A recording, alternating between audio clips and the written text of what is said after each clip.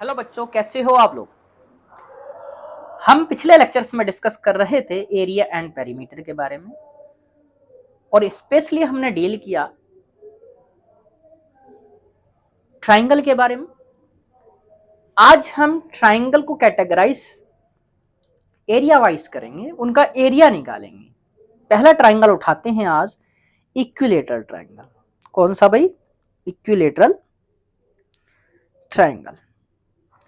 Equilateral triangle क्या कहता है? इक्विलेटरल ट्राइंगल ये कहता है कि मेरी सारी साइड बराबर होनी चाहिए, सारे एंगल बराबर होने चाहिए, वो हम जानते हैं ना। चलो देखते हैं। ये मेरे पास एक ट्राइंगल रहा जिसकी सारी साइड मैंने बराबर मान ली। ये भी ए है, ये भी ए है और ये भी है। यहीं पे हमें किसकी जरूरत पड़ती है ट्राइंगल का एरिया निकालने के लिए? बेस और हाइट की जरूरत पड़ती है। आप वहां से भी निकाल सकते हैं या आप हीरोइंस फॉर्मूले से भी निकाल सकते हैं ना। मैं निकाल के दिखा दे रहा हूं आपको, है ना। क्लियर है? मैं हाइट भी निकाल के दिखा देता हूं आपको। ये आपका एक मैंने परपेंडिकुलर प्लॉट कर लिया। ये आपका मैंने एक परपेंडिकुलर प्लॉट किया, ये रहा। ये मैंने हाइट h मान ली, a b c और ये पॉइंट मान लिया मैंने d। अब यहां से अगर मैं बात करूं,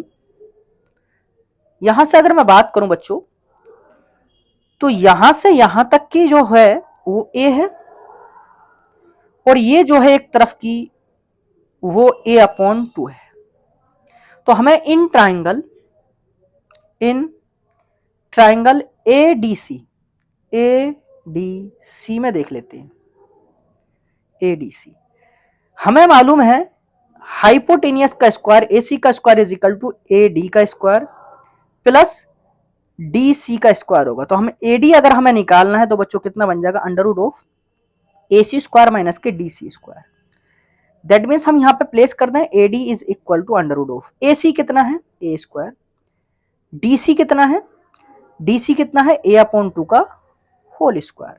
और AD हमने क्या माना है? H। तो अंडर रूट ऑफ, यहां से अगर एल्शियम ले रहे हम 2 2 जा 4, तो यहां से आ जाएगा 4, यहां से आ जाएगा 4A स्क्वायर माइनस के A स्क्वायर। कितना बन जाएगा? √3/4 A square. That means height बन जाएगी H इज इक्वल टू √3/2। ये कहलाती है हाइट। ये क्या कहलाती है? आपकी हाइट ऑफ ट्राइंगल कहलाती है। कौन सा ट्राइंगल? इक्विलेटरल ट्राइंगल की हाइट याद रखना, पूछता है, बहुत काम का है। √3/2a। क्लियर? यहीं से बात कर लेते हैं पेरीमीटर ऑफ इक्विलेटरल ट्राइंगल।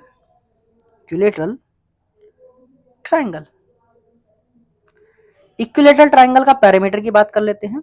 तो इसको P इज इक्वल टू, हमारे पास तीनों साइड बराबर बराबर है, a plus a that means P is equal to कितना आ जाएगा? 3 टाइम्स ऑफ साइड। ये आपका बन जाएगा इसका पैरामीटर, किसका? इक्विलेटरल ट्राइंगल का। वैसी बात कर लेते हैं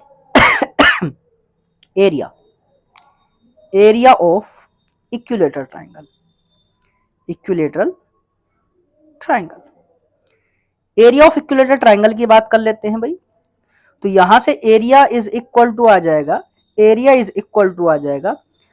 यहां से 1/2 बेस इंटू हाइट। यही तो होता फॉर्मूला हमारा मैन। तो एरिया इज इक्वल टू आ जाएगा 1/2। बेस कितना है हमारे पास? A है। और हाइट कितनी निकाली हमने? √3/2 A निकाली अभी हमने। तो ये फॉर्मूला क्या बन जाएगा बच्चों? एरिया का फॉर्मूला बन जाएगा √3/4A का स्क्वायर। √3/4A का स्क्वायर। ये बन जाएगा एरिया ऑफ इक्विलेटरल ट्रायंगल। आप हीरोन्स फॉर्मूले से भी निकाल सकते हो। देखो हीरोन्स फॉर्मूले से निकाल के दिखा दो। क्या था हमारे पास? Under root of S into S minus के बी और S माइनस के सी, ये आएगा। अच्छा, S कितना होगा? पैरामीटर कितना? 3A। तो 3A/2 कितना होगा? 3A/2। यहां से भी कितना? 3A/2 माइनस का A। अच्छा, तीनों एक जैसे नजर आ रहे हैं। क्या नजर आ रहे हैं? 3 के 3 एक जैसे नजर आ रहे हैं।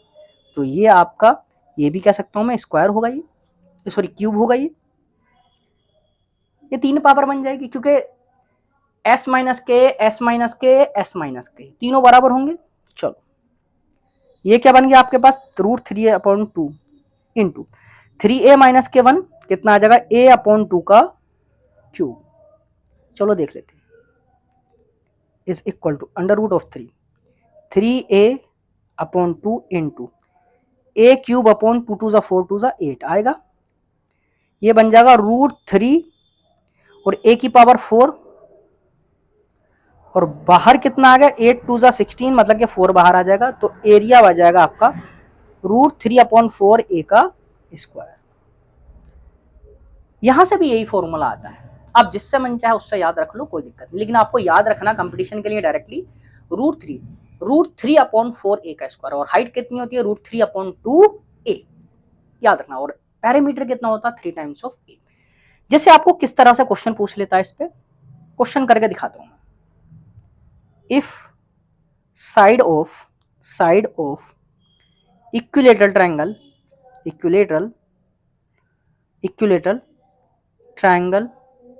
ट्रायंगल इज मान लो 4 सेंटीमीटर मान लेते हैं, then find area and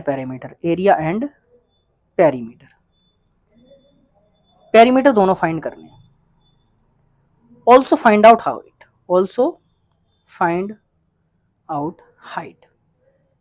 height भी फाइंड करनी है। क्लियर, यहीं से बात कर लेते हैं बच्चों, देख लेते हैं। ए कितना हमारे पास 4 सेंटीमीटर है। मैंने क्या बताया, पैरामीटर कितना होता है, 3 टाइम्स ऑफ साइड होता है। 3 इंटू साइड कितना है, 4 4 3 = 12 सेंटीमीटर आपका आंसर आ जाएगा पैरामीटर का। नेक्स्ट हम हाइट निकाल देते हैं साथ के साथ, √3/2 a √3/2 a कितना है हमारे पास 4 2 2 = 4 कितना आ जाएगा 2√3 सेंटीमीटर। या फिर आप √3 की वैल्यू भी रख सकते हो 1.73, लेकिन जरूरत पड़ती नहीं है, जनरली इसी में दे देता है ना, जनरली इसमें में दे देता है। √3 की वैल्यू आपका 1.73 भी होती है ना, √3 = होता है 1.73, इसको रखोगे तब भी आ जाएगा, लेकिन जनरली ऐसे दे देता है। एरिया की बात कर लेते हैं, तो कितना होता है √3/4 a √3/4 a का स्क्वायर, सॉरी √3/4 a की वैल्यू कितनी है आपके पास बच्चों, 4 का स्क्वायर, तो एक पावर से एक पावर कटेगी, कितना आ जाएगा 4√3 सेंटीमीटर का स्क्वायर। एक तो कुछ इस तरह से पूछ लेता है। और किस टाइप का क्वेश्चन बनता है, if perimeter of equilateral triangle is बोल देगा 12√3 centimetre, then find out area of triangle का एरिया निकालो। इस टाइप का क्वेश्चन बन जाता है। आपको दे क्या रखा है बच्चों, आपको क्या दिया है, पेरीमीटर दिया है, वो कितना है 12√3। अच्छा, हमारे पास हमारा पैरामीटर कितना होता है, वो होता है 3 टाइम्स ऑफ a = 12√3। ये हो जाएगा, यहां से निकाल लेते हैं, a = 12√3/3 कितना आ जाएगा, 3 4 = 12, तो a कितना आ जाएगा 4√3 3 4 = 12 सेंटीमीटर। साइड भी पूछ सकता था, साइड तो ये आ जाएगी। अब एरिया आपको निकालना है, एरिया = होता है √3/4 a स्क्वायर। √3/4 a कितना है आपके पास 4√3 का स्क्वायर, तो यहां पर आप √3/4 तो ये रहा, और 4 4 = 16 इंटू 3 4 4 = 16 4 3 = 12√3, तो ये आ जाएगा आपका एरिया, और क्या लग जाएगा सेंटीमीटर का स्क्वायर, ये आपका एरिया आ जाएगा। अच्छा, और किस तरह से पूछ सकता है इसको, और किस तरह से पूछ सकता है इस टाइप के क्वेश्चन को, इफ द एरिया ऑफ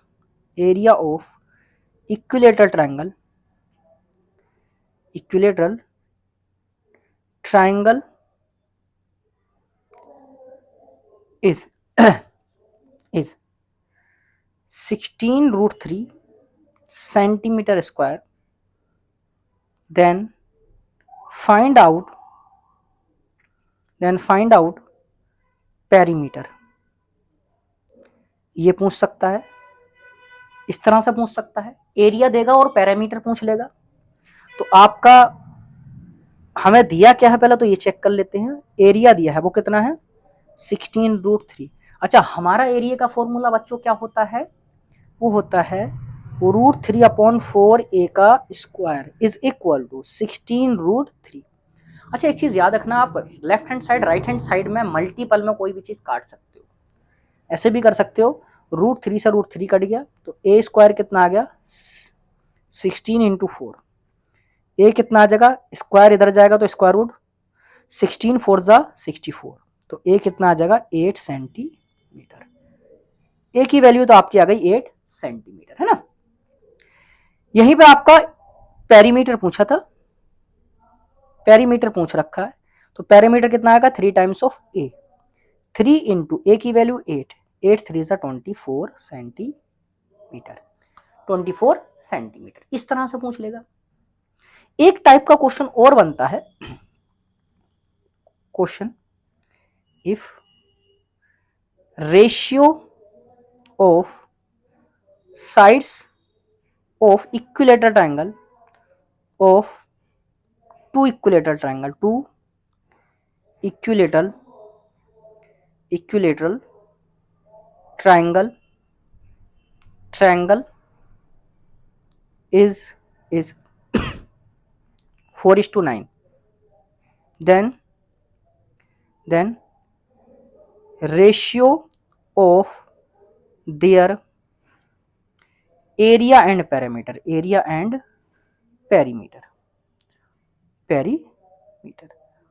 उनके एरिया और पेरीमीटर में क्या रेशियो होगा। इस टाइप से भी क्वेश्चन बनता है, तो ये देख लेते हैं हमारे पास। चलो हमारे पास एरिया का देख लेते हैं, A1/A2 वो कितना होगा बच्चों, एरिया का रेशियो निकालना हमें। तो यहां से कितना आ जाएगा A1/A2 का, याद रखना इसको, a स्क्वायर। एरिया के लिए पूछा तो A1/A2 का स्क्वायर, तो A1/A2 साइड्स का रेशियो दे रखा 4/9 का स्क्वायर, 4 4 जा 16, 9 9 जा 81, ऐसा निकाल लेंगे। पैरामीटर का एरिया P1/P2 अगर आपसे पूछा बच्चों तो निकाल देना A1/A2, सीधा आंसर आएगा A1/A2, कुछ नहीं निकालना। जो साइड का रेशियो होता है वही पैरामीटर का रेशियो होता है, और जो साइड का रेशियो होता है उसका होल स्क्वायर कर दो, वो एरिया का रेशियो आ जाएगा। कितना है आपके पास साइड का रेशियो 4/9, यही आंसर आ जाएगा। कभी कभी इसको रिवर्स करके पूछ लेता है, मैं पूरी लैंग्वेज नहीं लिख रहा, कुछ इस तरह से दे देगा, if ratio of area is equal to, मान लो यही ले लेते हैं, चलो 4/9, देन A1/A2, देन उनकी साइड का रेशियो क्या होगा, एंड P1/P2 उनके पैरामीटर का रेशियो क्या होगा। दोनों में से कोई भी पूछ सकता है, क्लियर इतना, दोनों में से कुछ भी पूछ सकता है।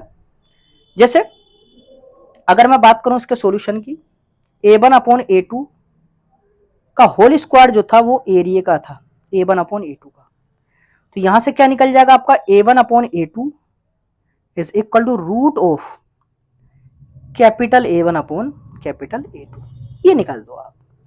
तो A1/A2 इज इक्वल टू कितना आ जाएगा बच्चों, अंडर रूट ऑफ 4/9, 4/9 दिया है या 9/4, 4/9 दिया, तो A1/A2 कितना आ जाएगा बच्चों 2/9, और जो साइड का रेशियो आया है वही पैरामीटर का रेशियो होगा, जो साइड का रेशियो आया वही पैरामीटर का रेशियो होगा।